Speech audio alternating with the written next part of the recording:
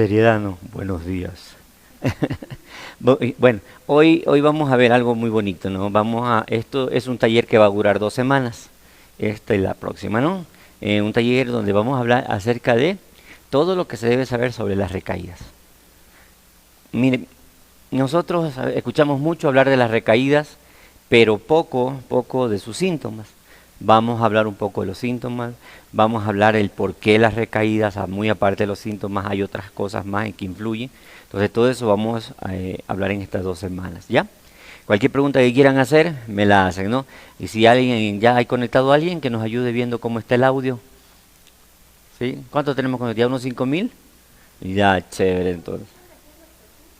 No, por internet, por Facebook transmitimos todos los sábados. Sí, es para las familias. Hay veces que no pueden venir y hay personas que se conectan del extranjero. Entonces, por eso, ¿no? Bueno, vamos a continuar. Entonces, vamos a hablar acerca de todo lo que debemos saber acerca de las recaídas. Cuando pensamos en una recaída, podríamos pensar en un acantilado. Una vez que nos paramos en el filo de podríamos pensar que no hay manera de regresar si caemos en él, ¿no? Que no hay salvavidas del cual agarrarse, pero aquí o no es el caso.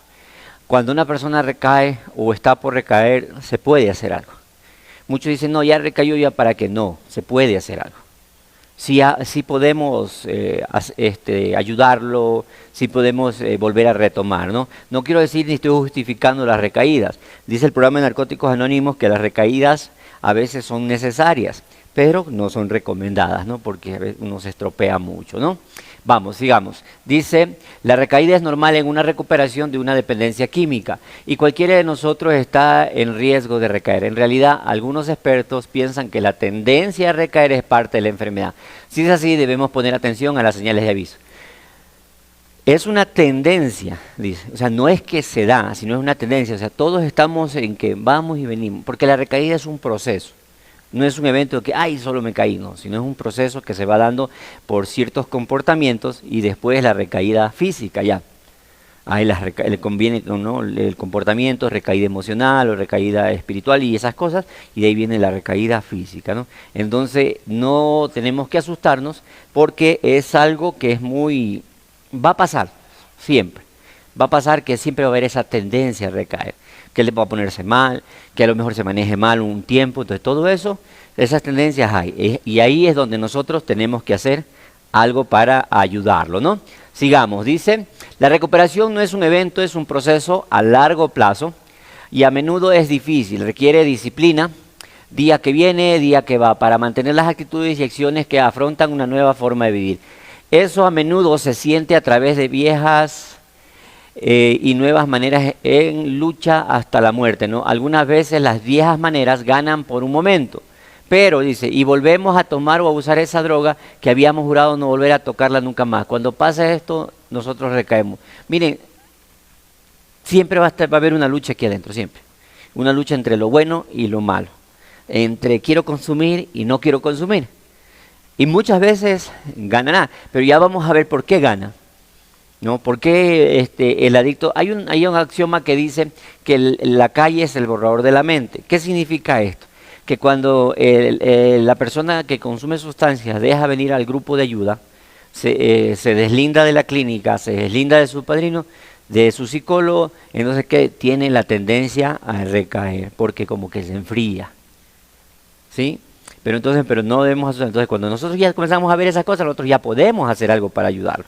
Podemos hacer algo para darle la mano, como decía hace rato, ¿no? Pero siempre va a haber esa lucha acá adentro, siempre va a haber, siempre, ¿no? Es como todo ser humano, la lucha entre el bien y el mal. Es como más o menos como que a alguien se le cae un billetito, ¿no? Está esa lucha entre lo piso o le digo que lo devuelva.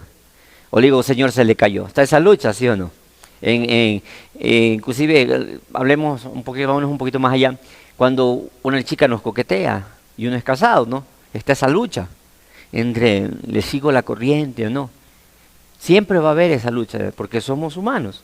Pero cuando ganamos, cuando no cedemos, cuando no caemos en la tentación o cuando no nos recaemos, cuando practicamos principios. Una persona que practica principios puede ganar esa lucha interna. ¿Sí? ¿Estamos? Vamos ahora sí, sigamos. Dice, ¿por qué las personas recaen? Vamos a ver por qué recaen las personas. Las recaídas pasan a menudo cuando bajamos la guardia, lo que les decía, dejamos de asistir a los grupos de ayuda, cuando dejamos de leer nuestra literatura, cuando dejamos de practicar principios, eso es bajar la guardia. Dice, no, pues ya estoy bien, ya tengo un año en recuperación, ¿ya para qué voy a ir al grupo? Yo voy para los 16 años y todavía sigo yendo al grupo.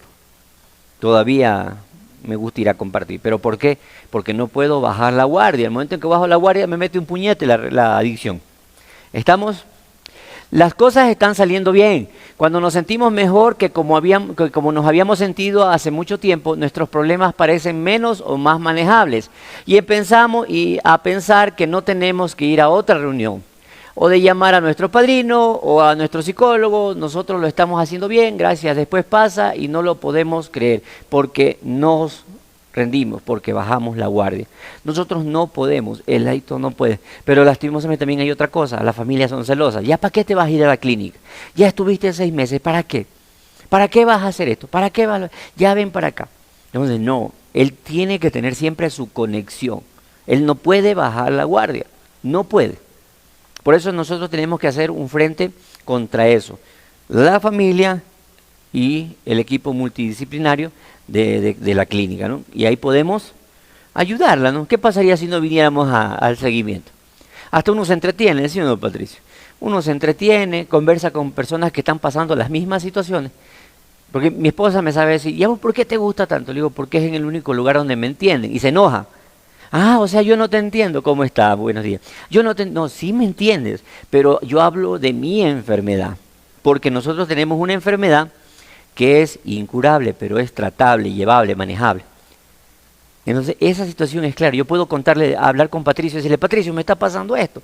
Y él me va a entender el por qué, porque sabe que somos adictos. Pero muchas personas, ¿qué nos dicen? No, que no puedes controlar eso. ¿Por qué no puede ser como yo? Yo me tomo una cervecita y controlo. ¿Por qué? Porque a lo mejor él solamente tiene un vicio y nosotros ya tenemos, ¿qué cosa? Una adicción. Ese es el gran problema, ¿sí? ¿Estamos? Entonces tenemos que tener claro eso, ¿no? Que no se puede deslindar. Ahora, una pregunta. ¿Por qué tomar nunca me había pasado por la mente? Esta pregunta se hace siempre ellos cuando ya recaen.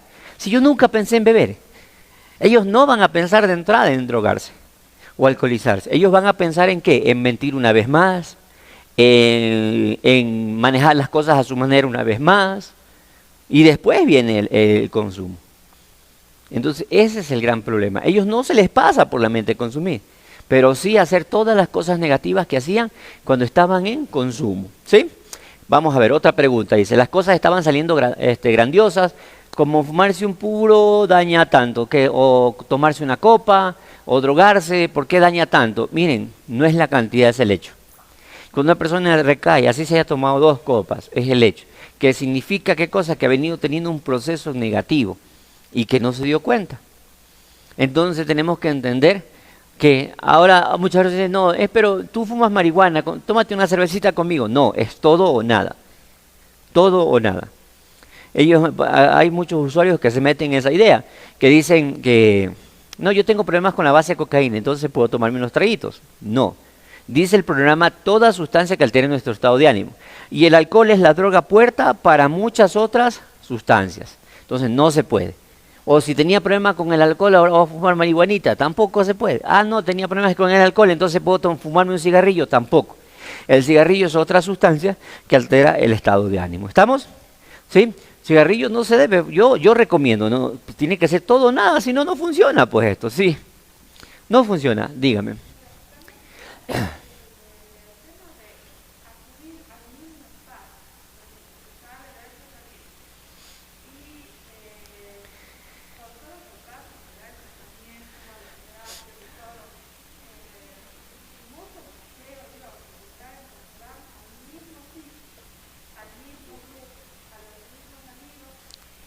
Ya, más adelante vamos a ver cuáles son los detonadores para que ellos piensen en consumir. Y lo que usted dice es muy bueno porque todo eso es lo que nosotros decimos, no viejos lugares, no viejos amigos, no viejos esquemas. O sea, está prohibido, no es que él sí es chévere, no. Toda persona que consuma para mí me hace daño, me contamina. Inclusive, yo soy de este criterio y yo lo hago. Si dentro de mi familia hacen una fiesta y yo sé que van a beber, yo no voy. No voy. Ellos son mi familia, los amo, los adoro, pero no es mi tiempo para estar ahí. Yo puedo estar en un momento donde no estén consumiendo porque ahí son mi familia. Pero en el momento que comienzan a consumir ya son parte de mi pasado. Y ese pasado yo no lo quiero presente. Y todo eso se le enseña a ellos. Inclusive trabajamos mucho en las familias. ¿Por qué razón? Porque se imaginan si ellos salen con una mentalidad nueva y la familia sigue con el mismo pensamiento, ¿qué va a pasar? Le va a recordar a él dónde debe regresar a volver a consumir. Y eso es lo que tratamos de evitar. Por eso se dice, vuelvo y repito, no viejos lugares, no viejos amigos y no viejas conductas. Y eso los va a mantener a ellos en recuperación, ¿no? Vamos, las consecuencias de recaer. Dice, una recaída puede devastar la recuperación emocional de una persona. Nos sentimos como completos fracasados. Los buenos sentimientos de autoestima personal y de confianza nos dejan. Los malos sentimientos de remordimiento, culpa, vergüenza nos sofocan. Cuando alguien recae, por eso hay que hacer un acompañamiento rápido. Cuando alguien recae hay que hacer rápido algo. ¿Por qué razón? Porque comienza a él a invadirlo la culpa, el miedo, ¿no? El resentimiento, muchas cosas. Entonces, si eso se apodera de él a fondo, va a ser mucho más difícil sacarlo de su recaída, de su consumo otra vez. Por eso dicen que cuando la recaída uno hace mucho más, ¿no? En una recaída uno hace lo que hacía antes, pero el doble. ¿Pero por qué? Porque comienza a llenarse de emociones negativas, de cuestiones, pensamientos que lo hacen creer que él ya no se merece estar en recuperación, que es un fracasado, él mismo se flagela, no sirvo para nada, se siente culpable y sigue consumiendo y sigue consumiendo. Entonces nosotros tenemos que hacer algo porque lastimosamente una recaída es una debacle o emocionalmente los va a lastimar, espiritualmente los va a lastimar, van a tener una autoestima baja. ¿Sí? Sigamos entonces. ¿Qué dice? Algunas veces nos sentimos tan mal que consideramos rendirnos en la recuperación por completo. Recuerde que aún así, que la recaída no es el fin del mundo, es una parte de su enfermedad. Por eso no podemos echarnos a perder por esta situación. No, más bien yo siempre he dicho a la gente, a ver, analicemos la recaída. ¿De dónde comenzó tu recaída? Y comenzamos a trabajar esas áreas. ¿Para qué? Para fortalecer. Digamos, un ejemplo, que la recaída fue porque quiso volver con su ex. Entonces tenemos que trabajar esa dependencia emocional de él hacia ella. ¿Para qué? Para que él no vuelva a coger eso como pretexto otra vez y recaer. ¿Ok? ¿Estamos? Ya, miren, inclusive muchas personas, lo que le decía a la señora, de las personas que vuelven a viejos lugares. Muchas personas se recaen por eso, porque vuelven otra vez la autosuficiencia. Y dicen, llegaron y se encontraron un día. Ellos estaban bebiendo, yo no bebí. Yo no tengo problemas, ya controlo. Ya él se vendió una idea de autosuficiencia, de que él controla la sustancia. En la siguiente vez, él ya no va a necesitar que lo llamen, él se va a acercar solo. En la tercera vez, él va a estar sirviéndoles. En la cuarta vez, a lo mejor ya esté bebiendo. ¿Pero por qué? Por la autosuficiencia. Entonces nosotros tenemos que tener todo eso claro. Cuando vemos esos esquemas, podemos hacer algo. Y dentro de este taller vamos a ir viendo esos esquemas para reconocerlos. ¿Estamos? ¿Sí? ¿Qué más dice? Una recaída usualmente sigue a un periodo de pensamientos irracionales que pueden durar días, semanas, meses o años hasta que llegue la fatal recaída, ¿no? Hablamos de la recaída emocional. Cuando uno comienza a bajar su autoestima y uno puede estar mal, conflictos con la familia, no encuentra trabajo, problemas de salud y comienza todo esto, ¿no? Y si eso no se trabaja, va a llegar la recaída física. Ahora, como decimos que la recaída es un proceso, quiere decir que ese proceso se puede interrumpir antes de la recaída física. ¿Estamos? Podemos interrumpirlo. Si nosotros, mientras más conocemos, más rápido podemos hacer algo para ayudarlo. ¿Estamos? En mis 16 años en NA nadie jamás me llamó y me dijo, deténme, estoy a punto de tomar un trago. Tampoco llamé a nadie cuando estaba en el umbral de la recaída, no quería que me detuvieran. Cuando ya he permitido que todas estas ideas equivocadas aniden en mi pensamiento, cuando permito que todas estas ideas equivocadas me hagan tener comportamientos equivocados, ya va a ser muy difícil para el adicto pedir ayuda. Y ahí entra la familia. Como él no puede pedir ayuda, vamos nosotros a ayudarlo. ¿no? Vamos para que hables con tu psicólogo, vamos para que vayas al grupo de ayuda, para que vayas al seguimiento, para que vayas a la clínica. Porque él ya va a ser muy difícil que él pueda tomar una decisión. ¿Por qué? Porque ya está con la obsesión del consumo. ¿Estamos? ¿Qué más dice? El tiempo para prevenir una recaída es antes de los pensamientos irracionales. Dentro de los pensamientos irracionales tenemos los pensamientos como no valgo nada, no soy nadie, no me lo merezco, no puedo. Esos son pensamientos irracionales. Soy lo peor que hay. Por eso las familias tienen que aprender esto. Nosotros tenemos que dejar de recordar el pasado. Es que cuando tú te drogabas por tu culpa quedamos en la quiebra. Es que porque tú te drogabas por tu culpa me fuiste infiel. O sea, dejar el pasado atrás. Porque muchas veces hablamos tanto del pasado que a él lo hacemos melancolizar, sentir tan mal, que él comienza a pensar y a obsesionarse con volver ahí. ¿Por qué? Porque cuando él se drogaba no sentía nada. Cuando una persona se droga no siente amor, no siente nada. Una persona solo vive para consumir y consume para vivir, nada más. Por eso muchas personas dicen, pero oiga, yo le he llorado y no hará caso, porque su corazón no está sintiendo. Él lo que quiere es drogarse, él lo que quiere es salirse con la suya, él está en su egocentrismo total. ¿Ok? Vamos a la siguiente. ¿Qué es una recaída? ¿No?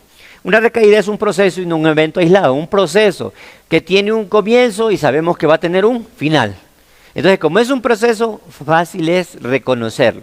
Él a lo mejor no pueda, pero nosotros como familia sí podemos. ¿Sí o no? ¿Sí está trabajando bastante, Patricio?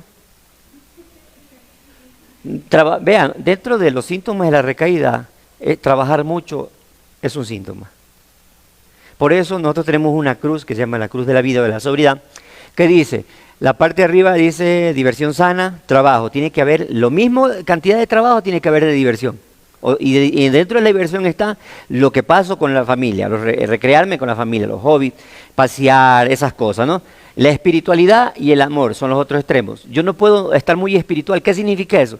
Si pasan metidos en el grupo lunes, martes, hasta el viernes, sábado y domingo, el mismo tiempo que paso con el grupo tengo que pasar con la familia. Porque acá está el amor responsable. ¿Ven? Entonces tiene que haber ese equilibrio. Y nosotros podemos reconocer así. Oye, te estás divirtiendo mucho, andas saliendo demasiado. No, pero es para relajarme. No. La misma cantidad de diversión tienes que tener de trabajo, de diversión. Si no, no funciona. ¿Qué pasaría si él no trabaja? Pasaría ocioso mucho tiempo. Peligroso.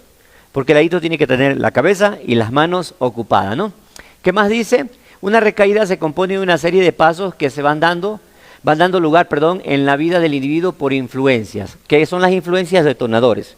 Los detonadores son cuestiones exteriores, los detonadores. Eso es lo que le llamamos la influencia de los amigos, de los lugares y de cosas, ¿no? Vamos a ver, tanto internas y externas y sensoriales. Las internas, ese malestar que sentimos de sentirnos culpables, lo que hablábamos hace rato, de sentirnos tristes, de sentirnos con rabia, ¿no? Eso puede ser también un detonador. Las externas pueden ser, ¿qué cosas? Los conflictos familiares, volver a viejos amigos, viejos lugares, situaciones económicas, todo eso son conflictos, ¿no? Y los sensoriales que vendrían a ser los malestares físicos. Muchos de ellos dicen, hablemos le diagnostican diabetes. Y ellos se ponen mal, se bajonean, y eso puede llevarlos a recaer, ¿no? ¿Estamos? Bueno, cualquiera decir, o sea que ellos no pueden sentir nada, no, sí. Ellos, ¿qué hacen acá? Aprenden a lidiar con estas situaciones. Porque no es que las situaciones van a desaparecer. ¿Cómo desaparecemos los amigos de consumo? No se puede, ¿sí o no? No se puede. Pero él tiene que aprender ¿a qué? A lidiar con esas situaciones. ¿Qué es lidiar? A saber usar las herramientas necesarias para enfrentar el momento que llegue una situación de esas. Eso es lidiar. Porque cuando le da ganas de consumir a un adicto? Cuando tiene estrés, cuando hay tensiones, cuando hay ansiedad. Entonces el cuerpo, ¿qué pide? Dopamina. ¿Y qué es lo que nos producía dopamina a los adictos? Las drogas. Entonces por eso se engancha. Entonces él tiene que aprender a lidiar con este sentir. ¿Sí? ¿Estamos? ¿Qué más dice? La gran mayoría de personas que sufren del síndrome de la recaída se percatan cuando ya es demasiado tarde. ¿Por qué? Porque no lo estudian, porque no lo enseñan. Lastimosamente no todos los centros enseñan estas cosas, porque como no necesitan que regresen, y nosotros no queremos eso, nosotros no queremos a alguien que sea cíclico, que caiga, pare, no funciona así.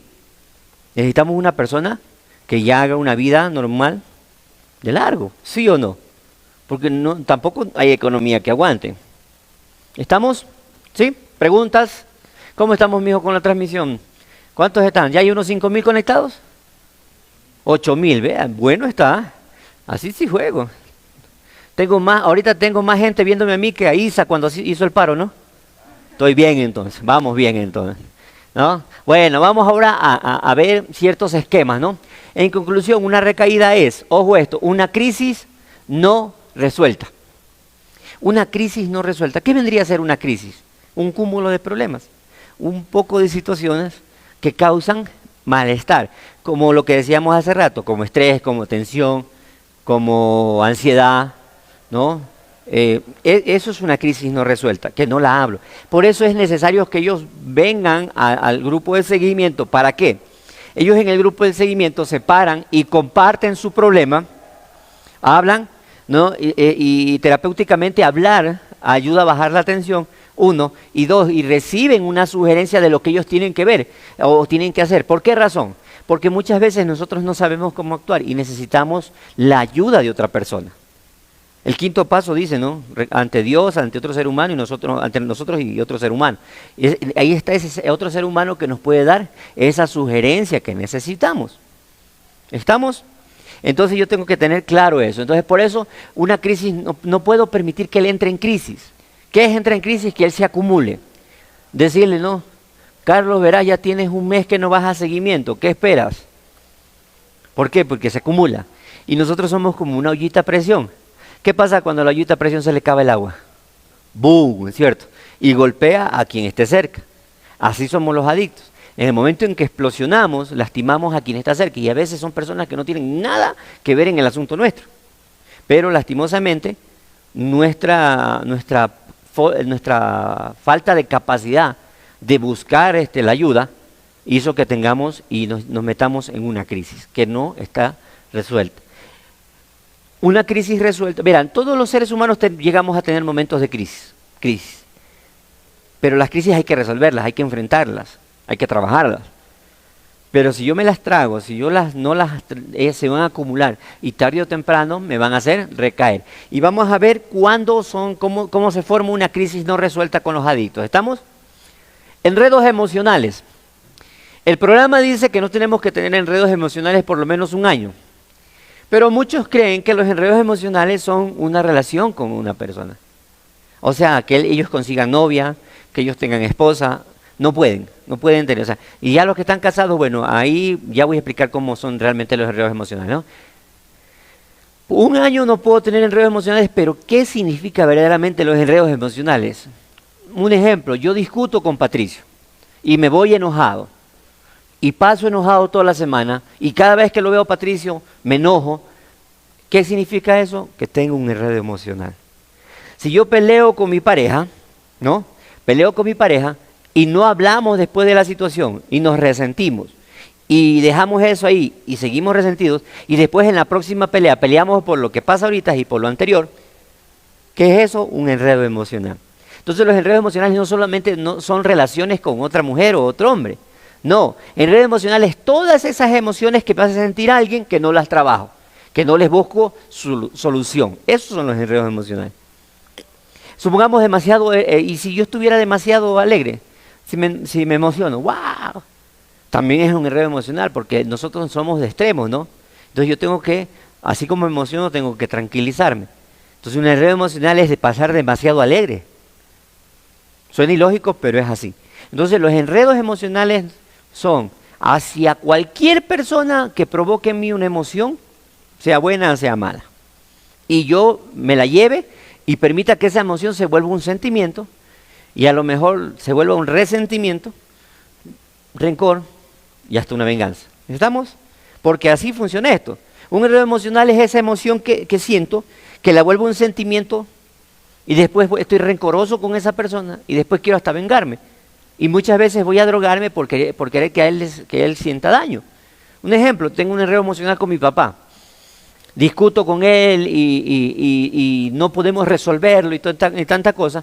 Entonces vivo resentido, como es que yo tengo un resentimiento, decimos.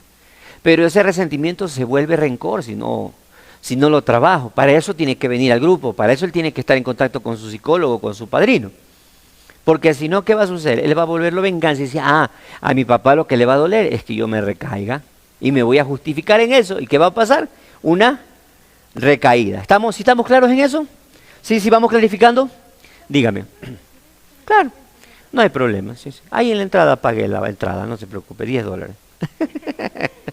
No se preocupe, vaya nomás, ya. Defectos de carácter no trabajados. ¿Qué son los defectos de carácter no trabajados? Todos los seres humanos tenemos defectos de carácter. Vamos a traducirlo. Todos los seres humanos pecamos, ¿no? Alcohólicos Anónimos le dio nombre a los defectos de carácter y se llaman pecados capitales.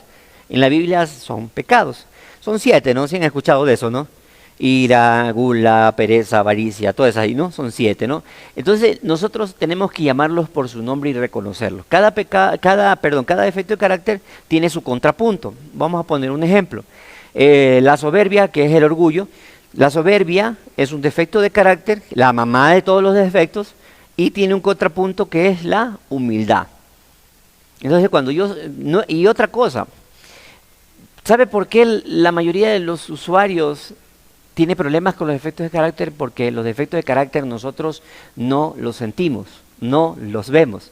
Mis defectos de carácter se reflejan en otras personas. Un ejemplo, la lujuria. Yo soy lujurioso, ¿no? Entonces yo cada vez que pasa alguien, yo estoy viendo, yo estoy hecho el baboso, comentando. Mi mujer ve todo eso y ella se siente mal. Entonces, ¿qué sucede? Ella me está reflejando que un defecto de carácter le está haciendo daño. ¿Cómo funciona? ¿Cuándo es defecto de carácter? Cuando involucro un segundo y lastimo un tercero. Vamos otra vez al ejemplo. Yo tengo amante, involucro un segundo, la amante, y lastimo un tercero, mi esposa. ¿Ah?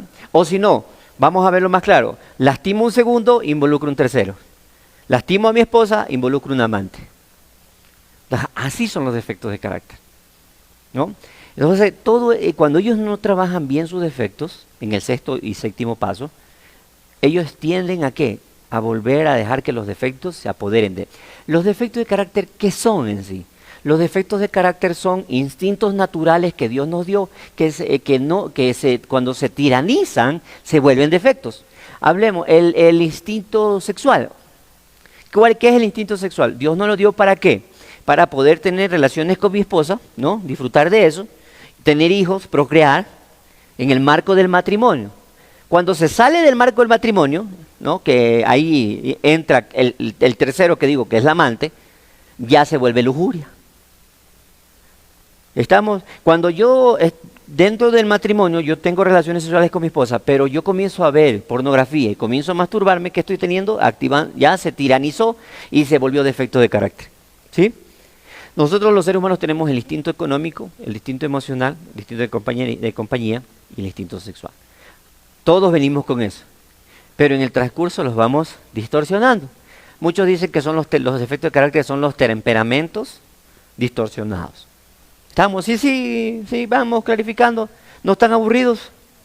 ¿No? Ya falta poco, unas 2 o 3 horas más y terminamos. ¿Ya? Sí. Bueno, vamos, sí. Entonces, sí, vamos. ¿Qué más es una crisis no resuelta? Un programa con vacíos. Nosotros aquí le enseñamos a ellos paso a paso. Pero cuando ellos comienzan a buscar atajos, ¿no? Como no hacer el 4º paso, siendo no hacer el inventario. Yo siempre he dicho que el inventario, nosotros hacemos un inventario, hablamos de nuestra vida, lo escribimos, y más o menos tiene que tener unas 200 hojas. Y hay unos que lo hacen, ¿cuántas, mijo? ¿Unas 10? ¿20? Imagínate. Entonces, ese es ya un atajo, esos son vacíos en el programa. Cuando no hablamos con la verdad, cuando no trabajamos los defectos, cuando no aplicamos el programa, es un programa con vacíos. Y en el programa de Narcóticos Anónimos, o todo lo que ellos ven aquí, este programa también de aquí, ¿no? Donde trabajamos todo lo que es la personalidad, no puede haber vacíos. Un ejemplo, dentro de este programa, ¿no? Para fortalecer el carácter nosotros tenemos algo que es la trascendencia. ¿Qué es la trascendencia? Poder trascender eventos dolorosos, o sea, aceptarlos y sobrellevarlos. Pero supongamos él dice, no, yo ya trascendí un conflicto que tenía con mi papá. Cuando no es cierto y sigo odiándolo y sigo teniendo rencor, ¿qué estoy haciendo? Estoy teniendo un vacío en mi programa. Y eso puede provocar una crisis no resuelta, ¿no? ¿Qué más dice? La falta de un cuarto paso. Yo siempre he dicho que el cuarto paso es importantísimo. El cuarto paso es un inventario moral de nosotros mismos. ¿Qué significa esto? Que yo puedo ver dentro de mi vida todo lo bueno y lo malo que ha pasado. Todo lo bueno y lo malo que yo he hecho y han hecho conmigo. Descartar lo malo, ver mis virtudes, potenciarlas y poder ser mejor persona. Eso de la mano de las virtudes, de la mano de los principios espirituales, el programa funciona. Pero si yo no hago un buen cuarto paso, ¿qué está pasando con mi vida? ¿Qué estoy haciendo? Estoy teniendo vacíos en mi programa, estoy guardando basurita que no me va a servir y me puede hacer eso recaer. Porque me va a llevar a una crisis no resuelta. Cuando hacemos el cuarto paso descubrimos muchas cosas, resentimientos que no creíamos que los teníamos. ¿Qué descubrimos? Dolores de cosas que nos hicieron, ¿sí o no? Entonces el cuarto paso es importantísimo. ¿Usted se hizo el cuarto paso, Patricio? Estaba haciendo ya. Ya vamos a hacer un taller netamente de eso. Ya voy a hablar con Carmita y vamos a trabajar un taller netamente para los que están en seguimiento. Porque sí es necesario, es importante. Es urgente y también importante. ¿Ok? No tener padrino. Hay que buscar un padrino. Esa persona idónea que pueda darme la sugerencia que yo necesito. El padrino es un padre espiritual. Es aquella persona que nos dice y nos habla de frente las cosas y una persona que sabe de lo que está hablando, ¿no?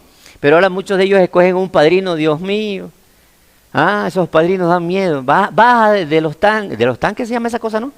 El padrino con el ahijado.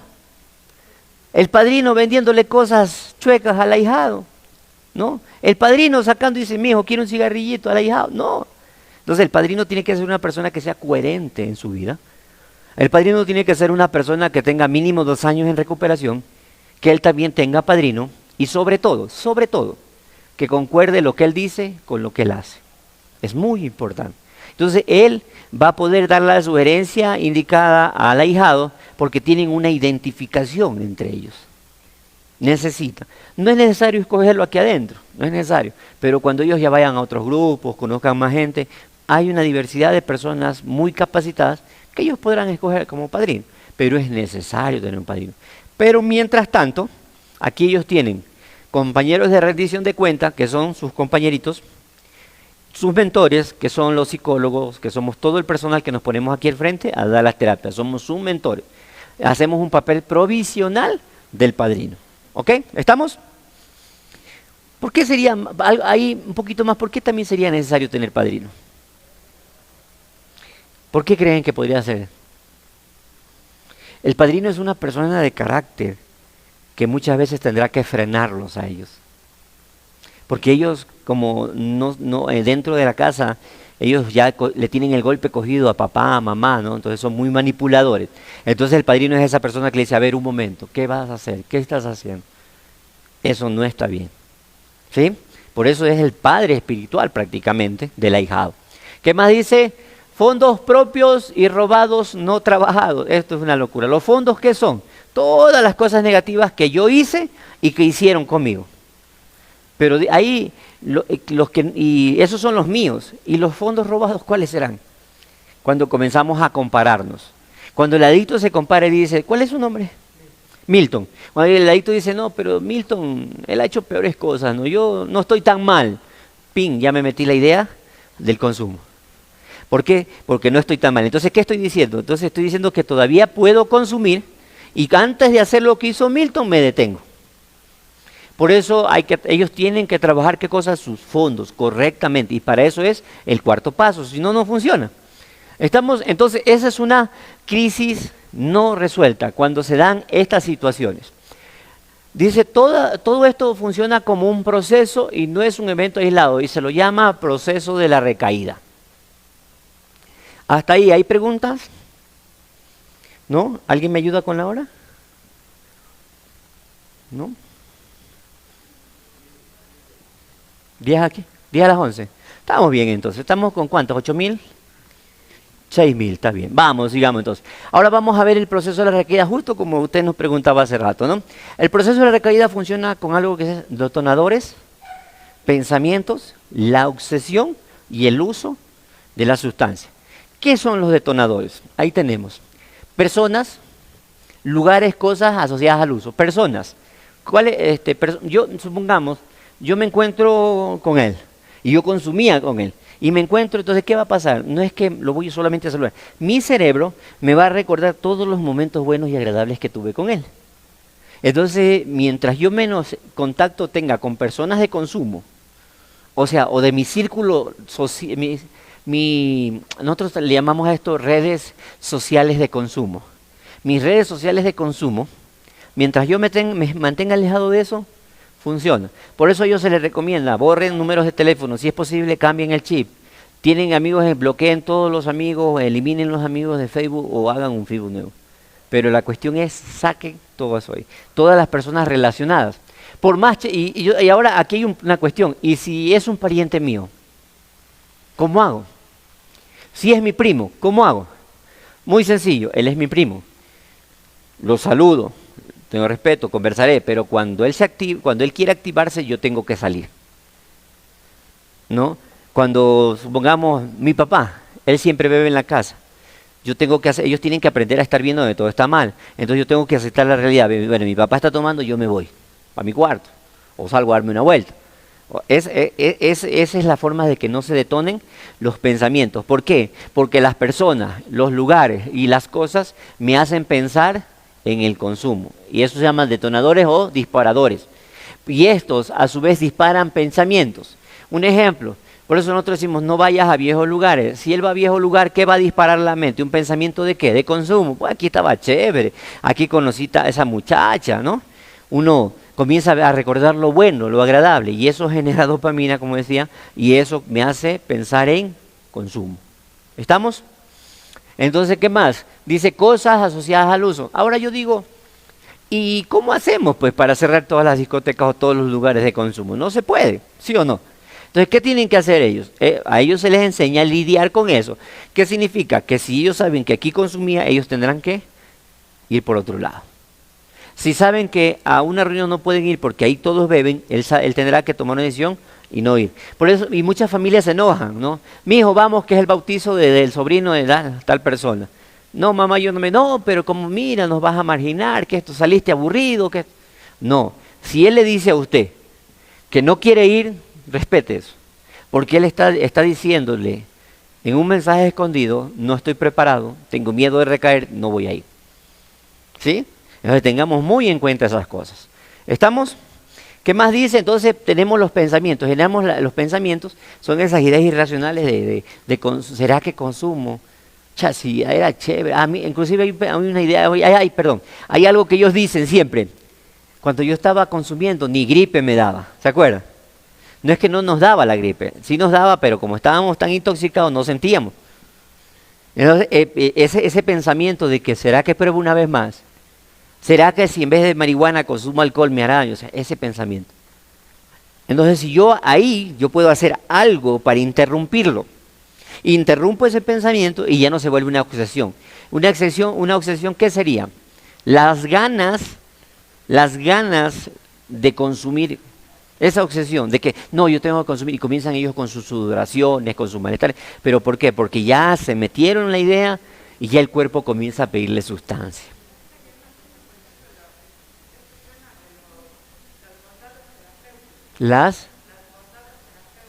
¿Ya?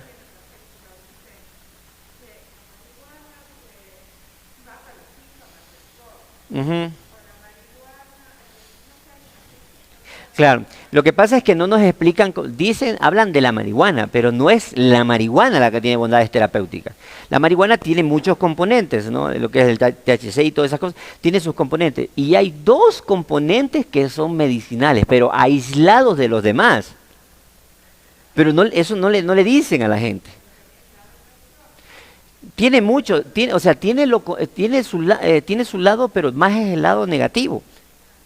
Pero lastimosamente es una realidad. Usted solo ve información apoyando estas situaciones. ¿Y quiénes son los que pagan para que esta información genere? Los que producen estos nuevos medicamentos y estas cosas.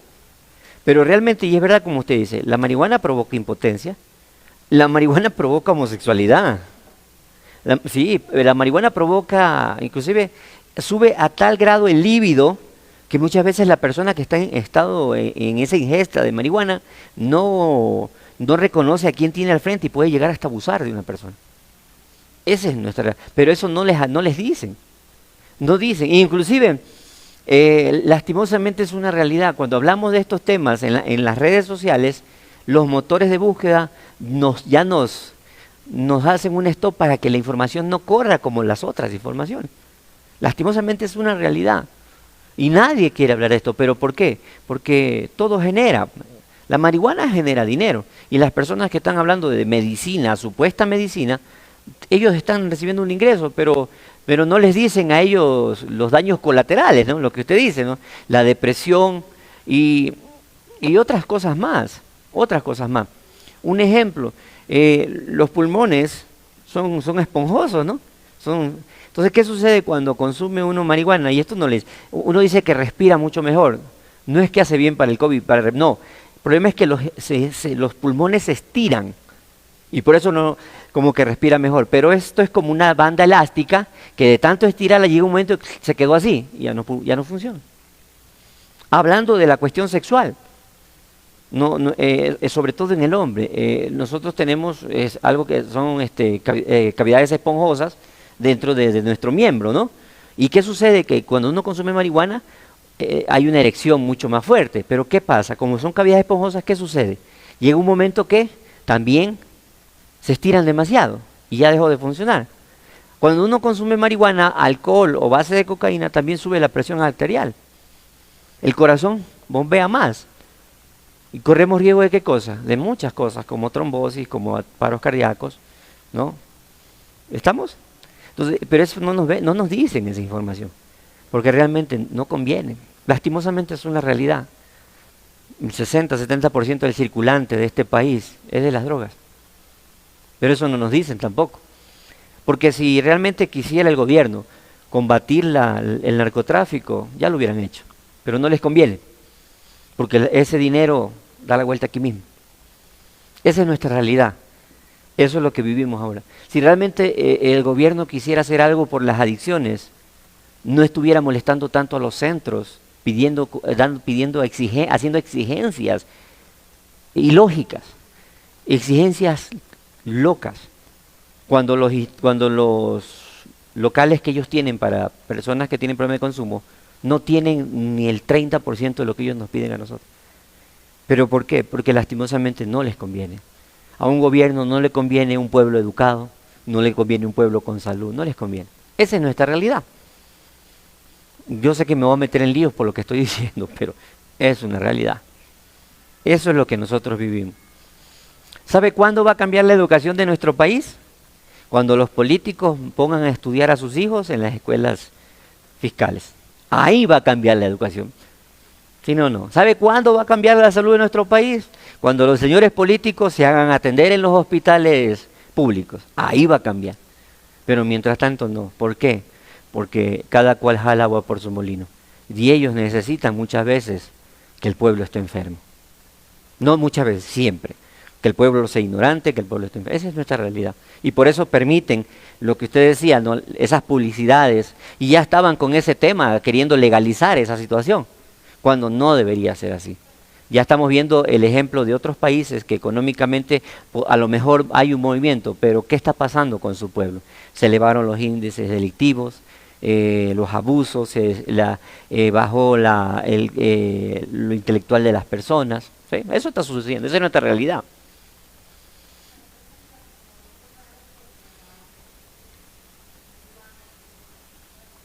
Sí.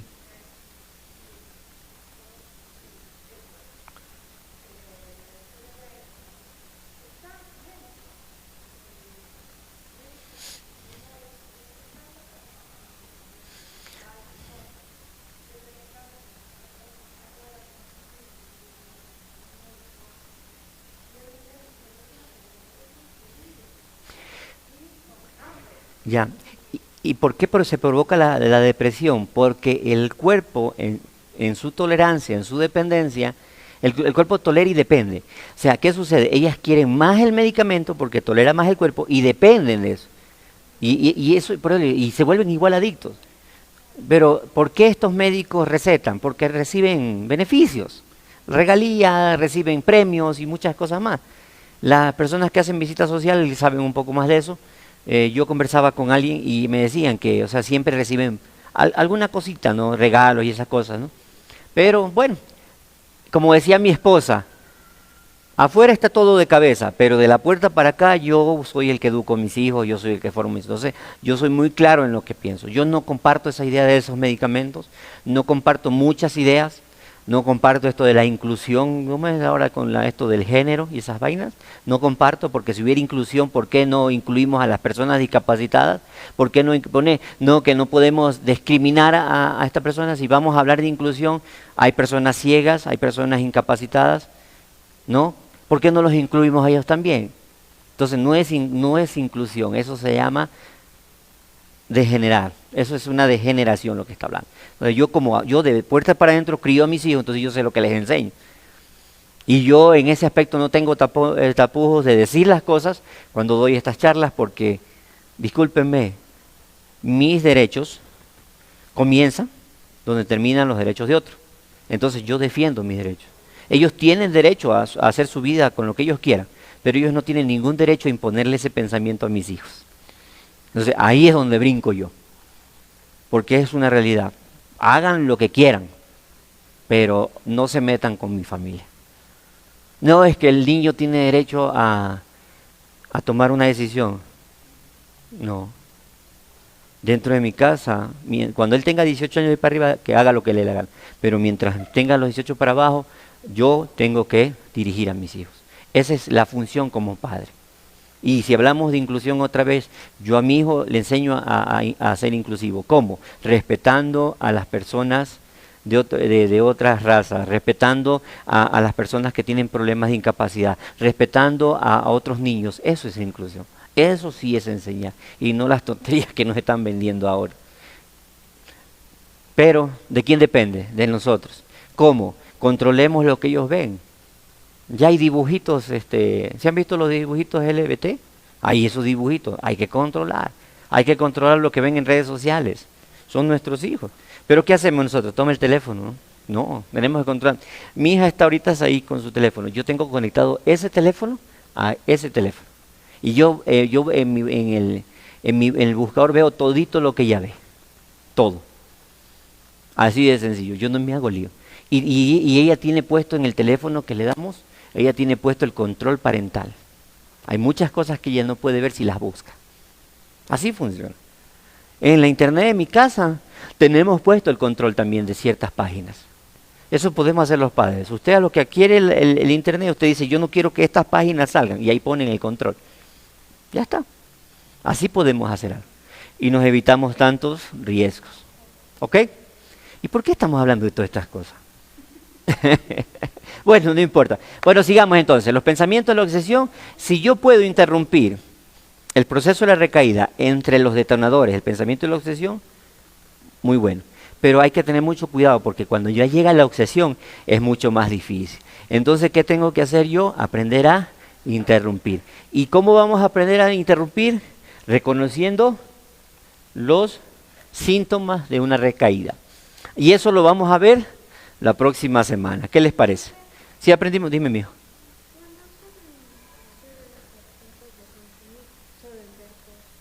Sí, sí, alucinan.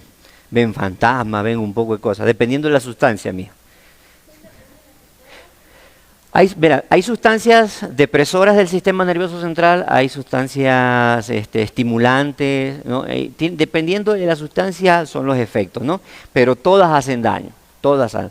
Supongamos, la marihuana es la base de cocaína, deprime, entonces por eso que el que consume base o coca es una persona que solo pasa asustada y escondiéndose. Pero el que consume marihuana es un estimulante, entonces una persona que a lo mejor ríe, ¿no? Se vuelve un poquito payaso. Y verdaderamente uno comienza a ver, cualquier sustancia uno comienza a ver horrores, comienza a ver al mismo diablo uno. Yo me acuerdo cuando yo consumía, yo estaba en una terraza y estaba tan drogado que yo dije, allá está la policía, y había un carro ahí estacionado, como los de antes, los Bonanza, ¿no? Y yo decía, pero no me van a agarrar. Y yo bajaba y subía, estaba loco, y yo miraba y no se mueve, ya mismo han de venir. Y no dormí toda la noche cuidando. Y cuando me doy cuenta al día siguiente, no había sido un carro, había sido un dibujo que habían hecho en una pared que decía de eso, de autolujos. Ya habían hecho un carro. Y yo creído que ese era un patrullero. Así, a ese grado de locura llega uno. Yo no hablo mucho de esto, pero yo dormí en las calles, inclusive llegué a comer de los tachos de basura. Yo puedo decir que soy un milagro del Señor. Y yo andaba solito, mi hijo, por las calles hablando solito. Por eso cuando alguien te diga, ¿quieres? Tú tienes que decir no. ¿Estamos? Cigarrillos, alcohol, eso, mijito, eso es malo. No solamente te hace daño a ti, le hace daño a toda tu familia. Dime, mijo. Todos los cigarrillos también son drogas. ¿Ya? Entonces cuando tú veas cigarrillos por tu casa, cógelos, rómpelos y los botas a la basura, no importa de quién sean. ¿Sí? Estamos, miren, nosotros tenemos la responsabilidad de educar a nuestros hijos. Y yo creo que este tipo de charlas nos ayudan a nosotros a poder enfrentar estas situaciones. Porque cuando nosotros... otra cosa, estos síntomas de la recaída también me pueden servir como síntomas de un posible consumo. Entonces me van a servir no solo para mi familiar que consume, sino para otra persona que no ha consumido. Claro. Un ejemplo que hablábamos del trabajo. El exceso de trabajo puede hacer que ellos digan, no, ya estoy cansado, una cervecita no me va a hacer daño. Puede ir una recaída. Pero una persona también que no ha consumido, que no consume, exceso de trabajo, vienen los compañeros, vamos a tomarnos un traguito, y comienza a enseñarse o a habituarse a consumir todos los fines de semana. ¿Ven? Entonces estos síntomas me sirven tanto para que mi familiar enfermo, como para otro familiar que todavía está, hablemos en la parte del vicio y no de la adicción. ¿Ok? ¿Estamos? ¿Sí aprendimos algo hoy? Pero están enojados según veo. ¿No hay quincena hoy? Ya están enojados. Deberían estar felices. ¿Sí? ¿Tú eres emelexista, mijo? ¿De qué equipo eres tú? Tú eres del Emelec, tú tienes cara de ser inteligente. ¿Sí? Para recuperarse hay que ser emelexista. Ahí dice en el programa, por ahí abajo dice. Permítanme orar por ustedes para cerrar. Vamos, pongámonos de pie. Recuerden, la próxima semana continuamos con la segunda parte. Y si quieren invitar a alguien, tráiganlo. Inviten a otra persona, no hay ningún problema. Pueden venir las personas que quieran, ¿ya? Vamos ahí donde estamos, en nuestro puesto. Vamos a agradecerle a Dios por este tiempo y por lo que va a hacer en nuestras vidas, ¿no? Y le decimos, Señor, Padre Santo, en el nombre de Cristo Jesús, Padre amado, venimos hoy a tu presencia, Padre, para agradecerte por todo, Señor, por este tiempo, Padre, por permitirnos aprender, Señor, por permitirnos aclarar ideas, por permitirnos ayudar a otras personas, Señor, gracias. Gracias, Padre, por tus misericordias, gracias, Señor, por ese amor incondicional que nos das todos los días, Padre. Te agradecemos también por las bendiciones que vienen en camino, por la sanidad de nosotros y de nuestros familiares, Padre amado. Te agradecemos por las personas que hoy no están saliendo de las adicciones, Padre, por las personas a las que tú estás curando, Señor. Te agradecemos por todo eso y decimos gracias en el nombre de Cristo Jesús. Amén y amén. Recuerden que lo que hoy se aprendió y no se pone en práctica en las próximas 72 horas, no sirve, ¿sí? Muchas gracias por estar aquí y los esperamos la próxima semana. Nos despedimos de las personas que nos están viendo y recuerden, la otra semana estaremos con la segunda parte de este taller. Muchas gracias, les mando un fuerte abrazo.